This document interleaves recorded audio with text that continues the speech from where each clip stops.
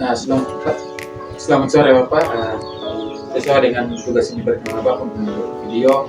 Yang pertama-tama saya akan memperkenalkan keluarga saya. Yang pertama Bapak Kurnia Ten dan juga anak Dewi yang sebagai pasien saya dan juga Mama Isyana Umar.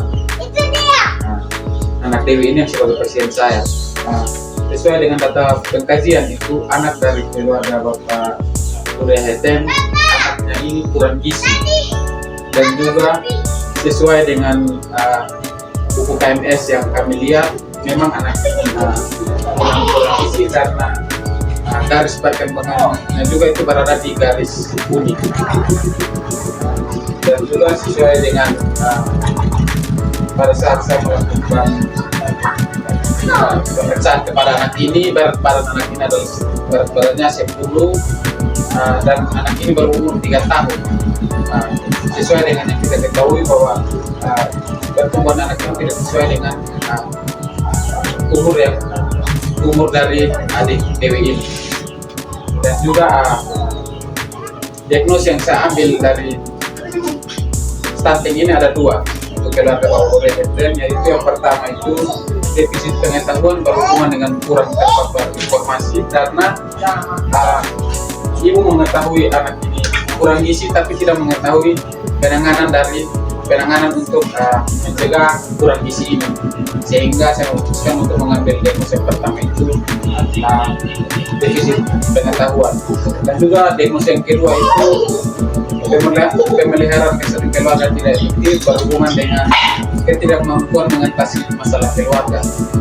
Karena harus mengambil diagnosis itu karena dari kedua anak Bapak Ulia, 1 orang saja yang mengalami kurang gizi dan juga karena dalam keluarga itu ada anak yang mengalami kurang gizi, sehingga saya mengambil keputusan untuk mengambil diagnosa pemeliharaan kesehatan tidak efektif.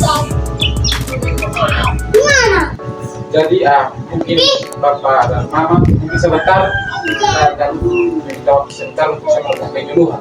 Saya punya Mama dan Bapak setuju kok. Sebentar bisa mempersiapkan. Baik, saya akan melakukan penyuluhan tentang stunting. Mama, jadi yang pertama yang kamu ketahui stunting itu di mana anak itu kegagalan tumbuh kembang pada anak.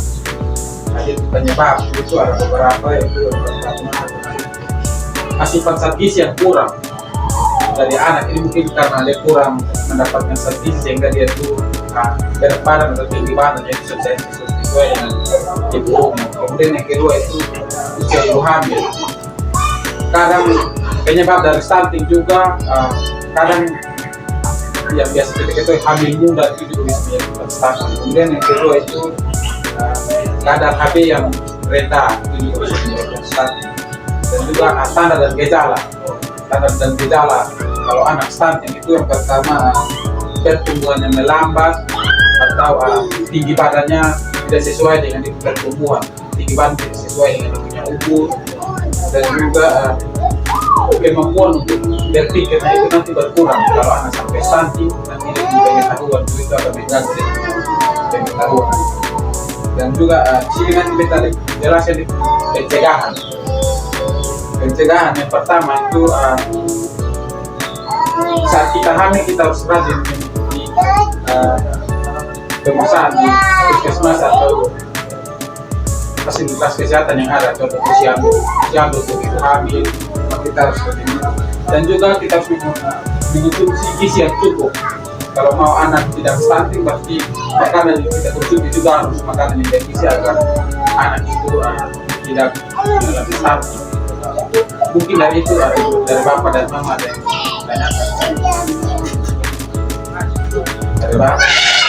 Kalau tidak ada, mungkin dari apa yang saya jelaskan tadi, Bapak dan Mama bisa memahami supaya ke depan kita bisa mencegah anak Dewi untuk mungkin anak Dewi itu tidak sampai terjadi stunting. Kesemuanya bisa yang baik dan juga kesehatan keluarga bisa jadi efektif. Itu saja, terima kasih untuk Bapak dan Mama. Mungkin Bapak sekian dari saya.